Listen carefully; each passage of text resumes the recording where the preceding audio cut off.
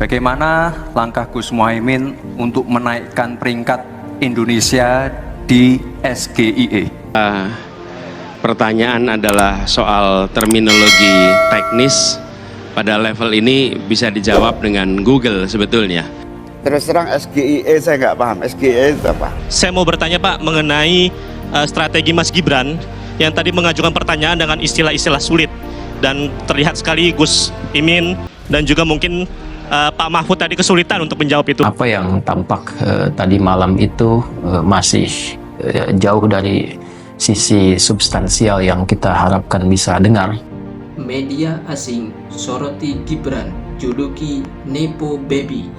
Calon Wakil Presiden RI nomor urut 2, Gibran Raka Buming Raka dijuluki Nepo Baby oleh media asing dalam kontestasinya di pemilihan presiden 2024. Media yang berbasis di Qatar, Al Jazeera menyebut wali kota Solo itu Nepo Baby karena sejumlah kontroversi Gibran selama mencalonkan diri sebagai wakil presiden. Nepo Baby sendiri merupakan kependekan dari nepotism baby atau bayi nepotisme. Biasanya julukan ini dipakai untuk melabeli orang-orang yang dinilai memiliki karir cemerlang karena bantuan ketenaran orang tua atau keluarganya. Selama kampanye ini, Gibran didera beberapa tuduhan seperti kurang berpengalaman dan nepotisme lantaran mendominasi panggung meski menghadapi kandidat yang lebih berpengalaman. Gibran disebut menunggangi jas ayahnya untuk membangun politik dinasti yang selama ini mengacaukan politik Indonesia. Al Jazeera menyoroti pengalaman politik Gibran yang cuma 2 tahun menjabat wali kota Solo, jabatan yang sama dengan Jokowi di masa lalu, namun berani maju menjadi cawapres melawan Wakil Ketua DPR Abdul Muhaimin Iskandar dan Menko Polhukam Mahfud MD. Media Qatar itu menggarisbawahi pencalonan Gibran yang disebut difasilitasi oleh keputusan kontroversial Mahkamah Konstitusi pada Oktober kala melonggarkan syarat usia minimum calon presiden dan wakil presiden. Para hakim membuat pengecualian yang memungkinkan pejabat yang setidaknya berusia 35 tahun untuk mencalonkan diri jika mereka sebelumnya sudah punya pengalaman, tulis Al Jazeera.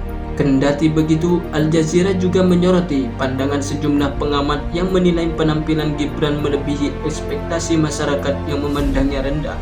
Dia dipersiapkan dengan baik untuk debat dan menunjukkan bahwa dia memiliki pemahaman yang sangat baik tentang masalah ekonomi, jauh lebih baik dari dua lawannya, kata peneliti di S. Rajaratnam, School of International Studies di Singapura. Lantas bagaimana pandangan Ustadz Adi Hidayat mengenai hal ini? Simak videonya berikut ini. Penting kiranya untuk kami kalau diperkenankan memberikan masukan, debat-debat ke depan itu masih ada mungkin 3 atau 4 sesi, akan lebih bagus bila dihadirkan panelis-panelis yang mewakili bagian dari provinsi-provinsi di Indonesia, dipilih secara profesional dan proporsional. Kalau kita punya 5 atau 6 sesi debat dari 38 provinsi, kita bisa hadirkan 6 sampai 7 panelis di setiap sesi yang mewakili bagian dari seluruh provinsi. Dan ini akan sangat fair bila pertanyaan-pertanyaan itu ditujukan langsung oleh yang mewakili setiap provinsinya, membawa kegelisahan di daerahnya, permasalahan real yang dihadapi di wilayahnya, lalu ditanyakan kepada calon-calon dimaksud, Anda punya solusi apa? Anda punya program apa untuk mengatasi persoalan-persoalan yang real terjadi di lapangan, bukan sebuah konsepsi yang belum tentu dibutuhkan oleh masyarakat pada umumnya.